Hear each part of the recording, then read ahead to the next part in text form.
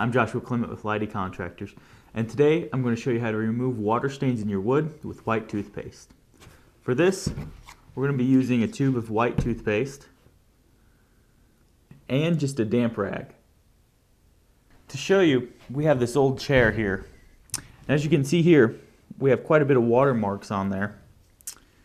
So, you want to take your toothpaste and just put it on the affected area.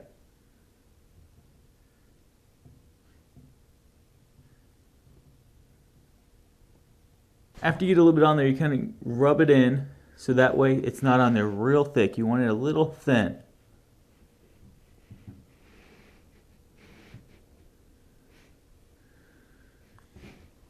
Now you want to make sure you don't scrub this in because it might actually remove the finish from your wood. So you only want to let it sit for about 30 seconds to a minute. And after that time, you just go and gently rub it away. Again, you want to make sure you don't press too hard on it because it can remove the finish from your wood.